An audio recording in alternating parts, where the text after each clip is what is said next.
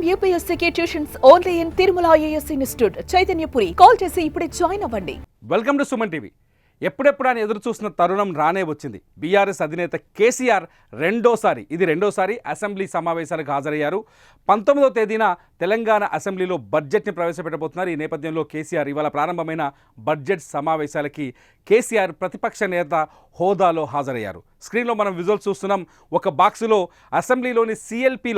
అసెంబ్లీలోని TRS ఎల్పీలో KCR ఎమ్మెల్యేలతో మాట్లాడుతున్న దృశ్యాన్ని ఒక బాక్స్లో చూస్తున్నాం. రెండో బాక్స్లో ఆయన నంది నగర్ నుంచి బయలుదేరుతున్న విజువల్స్ చూస్తున్నాం. విజువల్స్లో కవిత ఉన్నారు, కేటీఆర్ ఉన్నారు, ఇతర బీఆర్ఎస్ ఎమ్మెల్యేలంతా ఆయనకి ఘన స్వాగతం పలికారు.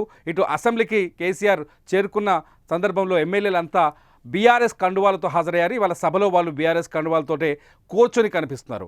మొత్తానికి చాలా రోజుల తర్వాత 14 నెలల తర్వాత నిన్న బీఆర్ఎస్ భవన్లో టీఆర్ఎస్ ఎల్పీ సమావేశాన్ని నిర్వహించారు కేసీఆర్. టీఆర్ఎస్ ఎల్పీ సమావేశంలో ప్రభుత్వాన్ని ఎలా ఇరుకున పెట్టాలి, ప్రభుత్వ వైఫల్యాన్ని ఎలా ఎండగట్టాలనే విషయంలో పార్టీ ఎమ్మెల్యేలకు ఎమ్మెల్సీలకు దిశానిర్దేశం చేశారు. ఉభయ సభల్లో ప్రభుత్వ వైఫల్యాలపైన గట్టిగా గలమెత్తాలని చెప్పేసి ఆయన సూచించారు. ముఖ్యంగా 6 గ్యారంటీల అమలు విషయంలో రేవంత్ రెడ్డి ప్రభుత్వం పూర్తిగా విఫలమైందని, మహిళలకు 2500 ఇస్తాం ప్రతి నెల అనే హామీని అమలు చేయడంలో విఫలమైందని, అట్లాగే ఉద్యోగులకు భత్యాలు ఇచ్చే విషయంలో కానీ పీఆర్సీ విషయంలో కానీ ప్రభుత్వం విఫలమైందంటూ రేవంత్ రెడ్డి ప్రభుత్వం పైన ఏ సమయంలో ఎవరు ఏం మాట్లాడాలనే అంశాలపైన కూడా నిన్న పార్టీ ఎమ్మెల్యేలకు కేసీఆర్ దిశానిర్దేశం చేశారు. ఇవాళ ఆయన అసెంబ్లీకి హాజరయ్యారు. ఇవాళ గవర్నర్ ప్రసంగం తొలి రోజు కాబట్టి, బడ్జెట్ సమావేశాలు తొలి రోజు కాబట్టి గవర్నర్ ప్రసంగం కొనసాగుతుంది. గవర్నర్ ప్రసంగానికి రేపు ధన్యవాద తీర్మానంపై చర్చ జరిగే అవకాశం ఉంది. 19వ తేదీన తెలంగాణ బడ్జెట్ను ప్రభుత్వం సభలో ప్రవేశపెట్టే వీలుంది. ఈ నేపథ్యంలో కేసీఆర్ ఈసారి గవర్నమెంట్ని ఇర్రకాటంలో పెట్టే ప్లాన్తోటే వ్యూహంతోటే సభలో అడుగుపెట్టినట్టుగా తెలుస్తోంది. ప్రతిపక్ష నేతగా తొలిసారి అసెంబ్లీకి హాజరయ్యారు కేసీఆర్ ఎందుకు అసెంబ్లీకి హాజరు కావట్లేదంటూ ప్రతి అసెంబ్లీ సమావేశంలో కాంగ్రెస్ పార్టీ ప్రభుత్వం కేసీఆర్ని టార్గెట్ చేస్తూ విమర్శలు చేస్తూ వస్తుంది.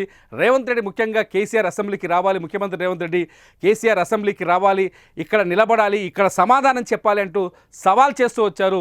రేవంత్ రెడ్డి సవాల్కి ఇవాళ సమాధానం వచ్చింది. బీఆర్ఎస్ నేతలు కూడా మొదటి నుంచి చెప్తూ వస్తున్నారు, చాలా ఇంటర్వ్యూలో కానీ ఎక్కడ కానీ ఏ సమయంలో ఎక్కడికి ఏం చేయాలో కేసీఆర్కు చాలా బాగా తెలుసు. అలా వ్యూహాత్మకమైన అడుగులు వేయటం వల్లే ప్రత్యేక తెలంగాణను సాధించారు. రేవంత్ రెడ్డి ప్రభుత్వాన్ని కూడా ఇరకాటంలో పెట్టడానికి ఖచ్చితంగా కేసీఆర్ అసెంబ్లీకి వస్తారని చెప్పారు. మొత్తానికి రేవంత్ రెడ్డి అడిగినట్టుగానే కాంగ్రెస్ శ్రేణులు ఎప్పటి నుంచో డిమాండ్ చేస్తున్నాయి. బీఆర్ఎస్ని ఈ ఒక్క అంశంలో వేలెత్తి చూపిస్తున్న తరుణంలో ఇవాళ కేసీఆర్ అసెంబ్లీకి హాజరు. మనం విజువల్స్ చూస్తున్నాం.